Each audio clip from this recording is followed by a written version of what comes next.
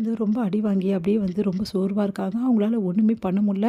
கண்ணாடிய பார்த்து எல்லா இடமும் வந்து ரொம்ப கஷ்டப்பட்டுட்டு இருக்காங்க. அத பார்க்குற வந்து சிவாக்கு ரொம்ப மனசே தாங்கல. அவரு எடுத்துட்டு போயிட்டு குடுக்குறாரு. இந்த ஆயில்மெண்ட்ட போட்டுக்கோ சிந்து. எனக்கு தெரியாது. இந்த அளவுலாம் வந்து உன்ன அடிப்பாங்கன்னு சொல்லிட்டு விசாரிப்பாங்கன்னு தான் நான் நெனச்சேன். அப்படின்னு சொல்லிட்டு சொல்றாரு. சிந்து அப்படியே பார்க்குறாங்க. ஏன் சிந்து இப்படி பண்ற? எனக்காக எதுக்காக இப்படிலாம் ரிஸ்க் எடுக்கிற? உனக்கு ஏன் இந்த வேல? நீ சொன்னாலும் புரிஞ்சுக்க மாட்டேங்கிற. உன்ன பார்த்தா பாவமா இருக்கு ஒரு பக்கம். ஒரு பக்கம் கோவமாவும் வருது. நான் என்னதான் பண்றது? அப்படி சொல்லிட்டு போறாரு சிவா. வந்து ரொம்ப மனசு கஷ்டத்தோட இருக்காரு. அப்போ வந்து அவங்க பெரியம்மா வந்து, "இங்க பாருப்பா, உனக்கு சிந்து மேல எவ்வளோ வேணாலும் கோவமா இருக்கலாம். ஆனா இந்த மாரி பண்றதெல்லாம் ரொம்ப தப்புப்பா. நீ அது கொஞ்சம் வந்து ஸ்னேகா கிட்ட சொல்லியிருக்கலாம்ல. இதுக்கப்புறம் ஸ்னேகா கிட்ட கொஞ்சம் ஜாக்கிரதையா இரு சிவா. இதெல்லாம் தப்பு சிவா." அப்படி சொல்லிட்டு வருத்தப்பட்டு போறாங்க. அடுத்து வந்து ஸ்னேகா ஃபோன் பண்றாங்க. ஃபோன் எடுக்குறாரு. ஃபோன அட்டெண்ட் பண்ண மனசே இல்ல. அதுக்கப்புறம் வந்து ஃபோன் பேசாமயே இருக்காரு சிவா. அப்புறம் ஸ்னேகா ஃபோன் பண்ணிட்டே இருக்காங்க. "சொல்லு ஸ்னேகா, நான் ஏன் ஃபோன் எடுக்கல?" அப்படின்னோனே, "இல்ல ஸ்னேகா, வேலையா இருந்தேன். சொல்லு என்ன விஷயம்?" அப்படின்னோனே, "உன்ன நான் பார்க்கணும் சிவா உடனே." அப்படின்றாங்க. "இல்ல ஸ்னேகா, இப்ப என்னால பார்க்கறதுக்கு இல்ல. எனக்கு கொஞ்சம் வேலை இருக்கு. நான் அப்புறம் பேசுறேன்னு" வச்சுடுறாங்க. அத கேட்டு ஸ்னேகா செமையா டென்ஷன் ஆயிடுறாங்க. "என்ன இவன் சிவா இப்படி பண்றானே?" அப்படின்னு சொல்லிட்டு டென்ஷன் ஆயிடுறாங்க. இங்க சிவாக்கு மனசே சரியில்ல. சரின்னு சொல்லிட்டு, ஏன் அந்த சித்தர் வந்து அப்படி பேசினாங்க? அவங்க ஏன் பொய் சொன்னாங்க? இவங்கலாம் எப்படி பொய் சொல்லுவாங்க? அப்படி சொல்லிட்டு யோசிச்சுட்டு இருக்கும்போது அவங்க அம்மா வராங்க. "என்னால நம்பவே முடியலப்பா. வர வர இந்த சித்தருங்க கூட இந்த மாரி வேலைலாம் பண்ணிட்டு இருக்காங்க. இப்படி பொய் சொல்லிட்டாங்களே!" அப்படி பேசிட்டு இருக்காங்க. உடனே வந்து இதெல்லாம் என்னால நம்பவே முடியல அப்படி சொல்லிட்டு டென்ஷன் ஆகுறாங்க. உடனே வந்து என்னப்பா சிவா அப்படின்னு நானும் அததாம்மா யோசிச்சுட்டு இருந்தேன். அம்மா இந்த சித்தருங்கலாம் வந்து பொய் சொல்ல மாட்டாங்கன்னு தானே சொல்லுவாங்க. அவங்க ஏம்மா பொய் சொன்னாங்க? அப்படி அதானே எனக்கும் புரியல. அந்த அளவு இந்த கேவலமானவளா இருக்கா அந்த சிந்து. சிந்து பார்த்தல எப்படிலாம் கேடியா இருக்கான்னு சொல்லிட்டு, சித்தரே பொய் சொல்ல வச்சிருக்கான்னா பார்த்துக்கோ அப்படின்னு சொல்லிட்டு அவங்க மாமா வந்து சொல்லிட்டு இருக்காரு. அத கேட்டுட்டு வந்து யோசிச்சுட்டு இருக்காரு.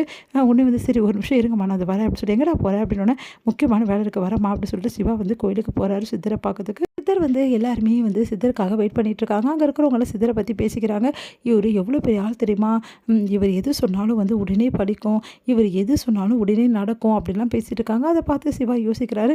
அடுத்து சித்தர வந்து மீட் பண்றாரு. எதுக்காக வந்து நீங்க பொய் சொன்னீங்க? அப்படி சொல்லிட்டு கேட்குறாரு. அதுக்கு வந்து, "இங்க பாருப்பா, நான் வந்து பொய்யெல்லாம் சொல்லல." அப்படின்னு. "என்னங்க நீங்க அவ்வளோ பெரிய பொய்ய சொல்லிட்டு பொய் சொல்லலன்னு சொல்றீங்க? இதெல்லாம் நியாயமா? ஊரே உங்கள நம்புது. ஆனா நீங்க இப்படி பொய் சொல்றீங்கன்னு நெனச்சு கூட பார்க்கல." அப்படின்றாரு. "இங்க பாரு சிவா, உன் வாழ்க்கையில சிந்து இருக்கணுன்றது கடவுளோட செயல். அந்த செயலுக்கு நான் துணை புரிஞ்சேன் அவ்வளோதான். மத்தபடி இதில ஏன் தப்பு எதுவுமே கிடையாது." அப்படின்றாரு. அத கேட்டு அதிர்ச்சி, "நீங்க என்ன சொல்றீங்க? நீ சிந்துவ பத்தி வந்து புரிஞ்சுக்கிறது தப்புன்னு சொல்றேன் சிவா." அப்படின்னோனே அதிர்ச்சி அடைகிறாரு. இங்க பாருங்க, சிந்து வந்து சரியான ஏமாத்துக்காரி. அவ என்னை ஏமாத்தி கல்யாணம் பண்ணிக்கிட்டா. அவ எப்படி நல்லவளா இருக்க முடியும்? அவ நல்லவளா கெட்டவளான்னு சொல்லிட்டு உனக்கு கூடிய சீக்கிரம் தெரியும்." அப்படி சொல்றாரு. அதிர்ச்சி அடைகிறாரு. சிந்துவ பத்தி ஏதோ சொல்றாரு. ஒண்ணும் புரியலையே அப்படி சொல்லிட்டு குழப்பத்திலேயே வந்து சிவா வந்து போறாரு. இங்க வந்து சிந்து என்ன பண்றாங்க, ரொம்ப கஷ்டப்படுறாங்க. எல்லா வேலையும் செய்யறதுக்கு அவங்களால தண்ணி கூட எடுத்து குடிக்க முடியல. அதுக்கு கூட கைகள்லாம் அப்படியே வலிக்குது அவங்களுக்கு.